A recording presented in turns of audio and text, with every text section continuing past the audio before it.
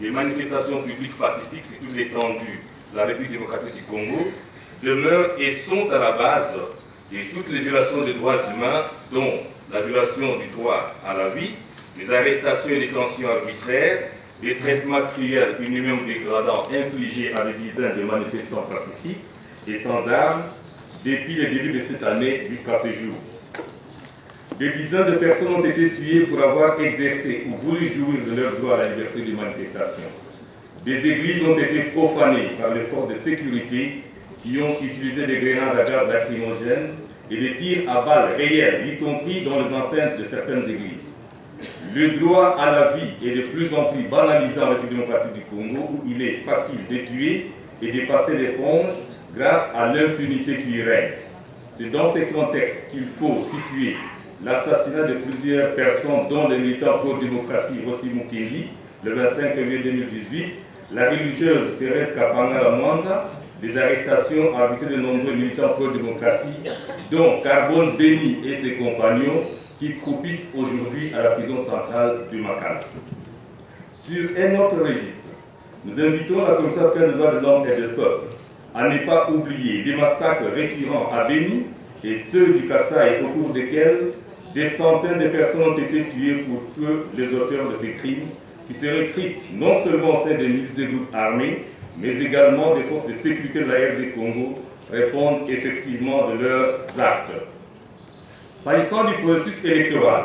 la VSP suit de très près l'évolution du processus électoral en République démocratique du Congo et n'a jamais cessé d'attirer l'attention des autorités congolaises et des animateurs de la Commission électorale nationale indépendante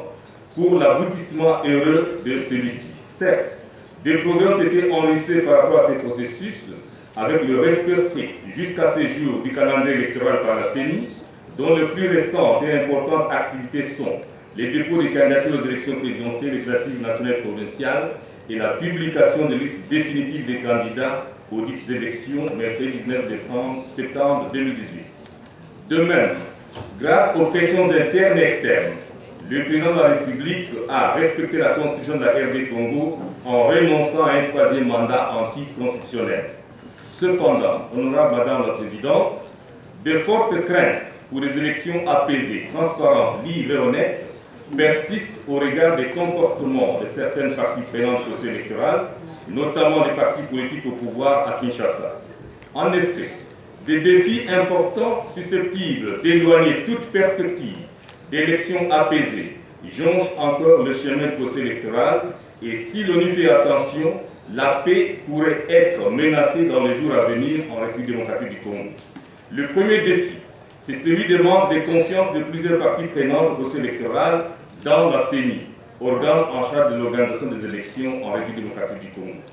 La CENI, accusée de manque d'indépendance, est perçue comme un instrument de conservation du pouvoir de Kinshasa et d'aucuns pensent que l'élection présidentielle du 23 décembre 2018 est déjà gagnée d'avance par les candidats choisis par le président Joseph Kabila.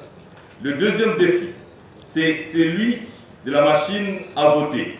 que la CENI cherche à imposer au lieu de chercher un consensus à ce sujet.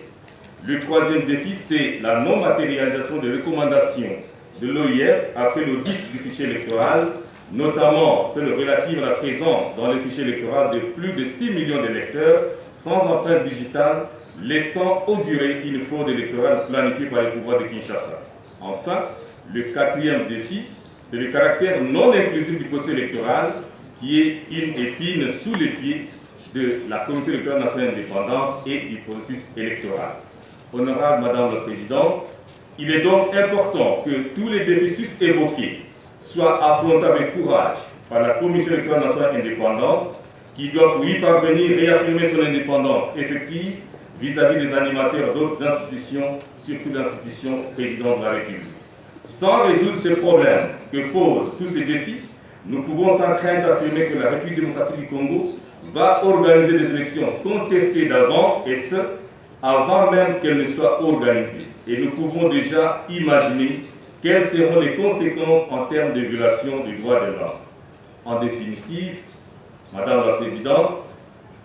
vu l'ampleur et la complexité des problèmes liés aux violations des droits de l'homme en République démocratique du Congo, la VSP demande à la Commission africaine des droits de l'homme et du peuple à garder une attention soutenue par rapport à ces processus. Je vous remercie pour votre attention.